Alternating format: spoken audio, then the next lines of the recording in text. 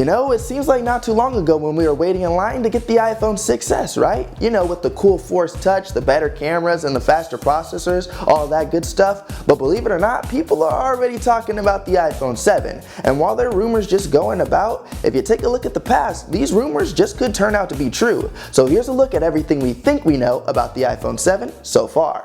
Now, if you're like me and you actually decided to hold off on the S model because you're more of an Apple fan when they make the big design changes, well then the 7 just might be what you and I have been waiting for. In fact, many think that this next iPhone could be waterproof. Now there's plenty of water-resistant smartphones on the market, but not many that are completely unfazed by full contact with H2O. These waterproof iPhone 7 chassis components have allegedly been supplied by a place called Capture Technologies, but this leads to a more interesting point, and that's that many believe that the iPhone 7 won't be made out of metal.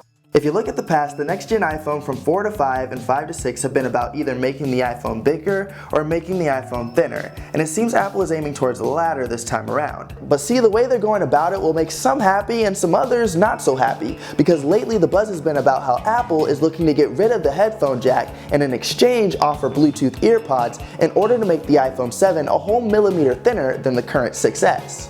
Getting rid of headphone jacks, while it sounds cool, it kinda sounds like a messy idea, because even with USB Type-C connectors, this makes the iPhone mimic the same woes of the new MacBook having connection problems, and I don't know if I'm ready to go through that kind of headache. But I guess really there's no choice, either that or buy more Bluetooth headphones in order to have an iPhone as thin as the iPad Air 2.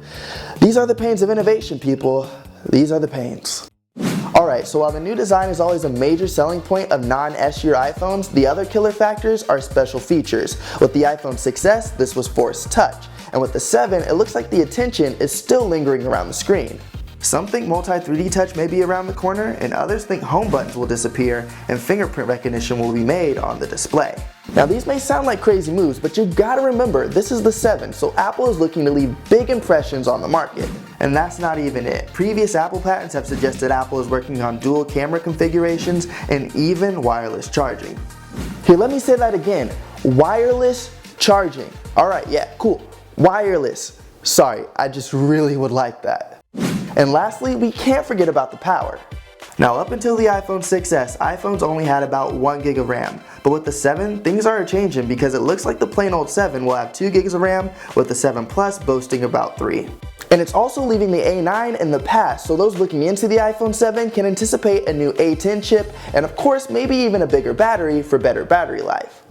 Yeah, so it's got a lot going on according to the rumors, and if the rumors are true, we'll have a thinner iPhone that's possibly waterproof, possibly has no headphone jack, with possibly some crazy new displays, and possibly taking my money when the traditional release date of September rolls around. But will they even call it the iPhone 7, or will they come up with a new name? Well, if the iPhone 7 is going to be anything like all of this, anything's possible.